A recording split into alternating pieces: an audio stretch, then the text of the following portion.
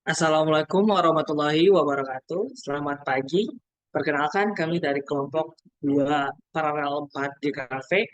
Hari ini akan melakukan presentasi tugas akhir terkait dengan visualisasi data dengan judul distribusi dan potensi produksi tanaman biofarmaka di Indonesia pada tahun 2021 hingga tahun 2022 melalui visualisasi data Bakcam. Sebelum masuk ke dalam presentasi, izinkan saya untuk memperkenalkan anggota tim saya terlebih dahulu. Nah, yang pertama di sini ada Lukman Muhammad, dan dilanjut dengan saya sendiri, Mufarid FB, lalu dilanjut dengan Yuka, yang keempat ada Azriel Teddy, dan keempat ada Kevin. Bisa next, lanjut. Masuk ke dalam pembahasan pertama, yakni kepada pendahuluan. Apa yang melatar belakangi kami akhirnya mengambil data biofarmaka. Yang pertama yang kita ketahui, Indonesia merupakan negara yang memiliki keanekaragaman hayati yang sangat besar. Salah satu dari tanaman keanekaragaman hayati tersebut adalah tanaman biofarmaka atau biasa sering disebut dengan tanaman obat. Poin yang kedua terkait dengan latar belakang. Pertama, yaitu pentingnya kesehatan masyarakat. Yang mana kita ketahui tanaman biofarmaka ini bisa berfungsi sebagai tanaman obat yang tentunya dapat berkontribusi besar kepada industri obat tradisional maupun modern. Ini merupakan kutipan dari Kementerian Pertanian Republik Indonesia pada tahun 2020. Poin ketiga yang meletak belakang ini adalah diharapkan dengan melalui visualisasi data kami nantinya, diharapkan pembaca dapat memahami distribusi dan potensi tanaman biofarmaka yang ada di setiap provinsi di Indonesia. Untuk selanjutnya akan dilanjutkan oleh Kevin. Oke, kita masuk ke bagian tujuan, di mana tujuan dari eh, laporan ini bertujuan untuk menampilkan data produksi berbagai tanaman obat berdasarkan provinsi yang berada di Indonesia. Lalu kedua, informasi dapat disajikan secara sederhana dan informatif. Dan terakhir itu memudahkan pembaca dalam identifikasi potensi wilayah dan tren produksi. Oke, kita masuk ke bagian sumber data, di mana data yang digunakan dalam proyek ini tuh berjudul produksi tanaman biofarmaka, yaitu namanya itu obat, yang diakses melalui situs Badan Pusat Statistik atau BPS, dan pada data ini terdapat 3 tahun produksi tanaman biofarmaka, yaitu dari tahun 2021 hingga 2023. Nah, data tersebut memberikan informasi mengenai jumlah produksi berbagai jenis tanaman biofarmaka di berbagai provinsi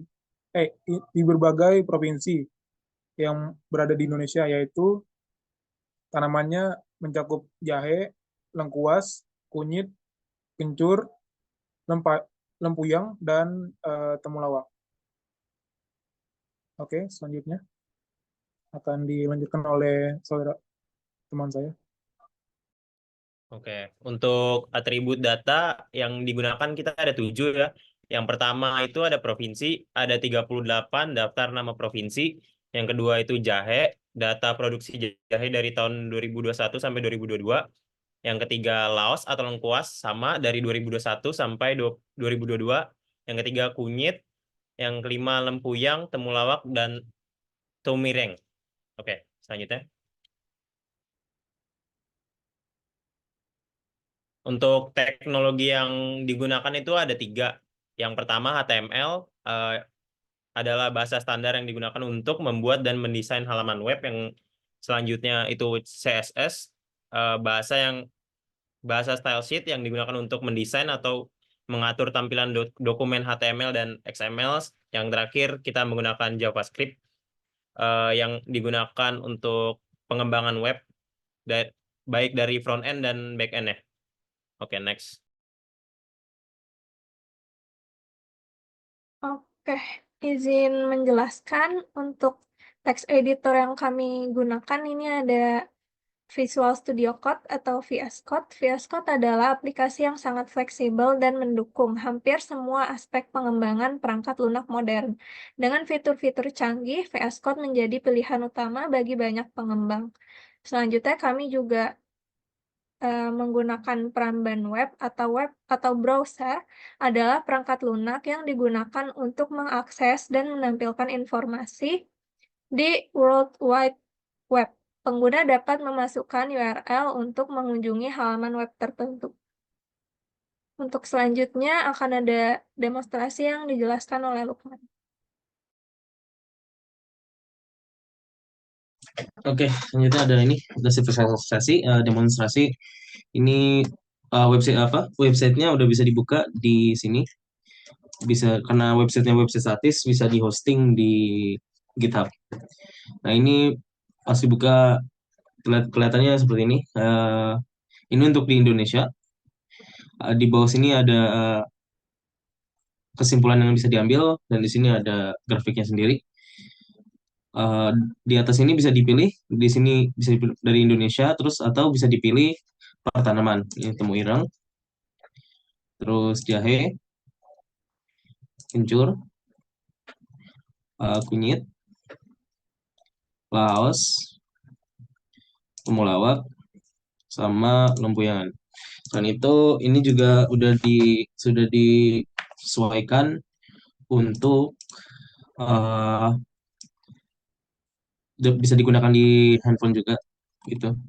Misalkan yang kecil, ini bisa digunakan di handphone. Oke, kurang lebih itu untuk demonya. Balik lagi. Oh ya, grafik yang dipakai ini dari Google Charts. Jadi, oke. Oke, untuk demo begitu aja. Bisa dilanjut.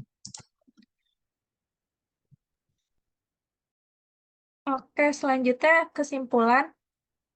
Nah, dari kesimpulan dari pembuatan website ini, membantu menampilkan data produksi berbagai tanaman obat seperti jahe, lengkuas, kunyit, kencur, lempuyang, dan temulawak berdasarkan provinsi di Indonesia.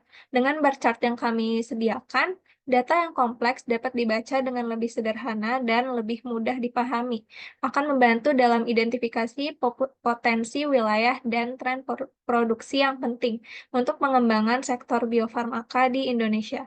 Visualisasi yang jelas dan interaktif akan memudahkan pemerintah, peneliti, petani, dan pelaku industri lainnya untuk membuat keputusan yang lebih baik dan lebih cepat dalam merencanakan strategi pengembangan dan distribusi tanaman obat. Baik, terima kasih kepada teman kelompok saya. Sekian dari kelompok kami. Mohon maaf jika terdapat kekurangan atau kesalahan kata dalam penyebutan kata ataupun perilaku dalam proses presentasi. Secukupnya, wassalamualaikum warahmatullahi wabarakatuh.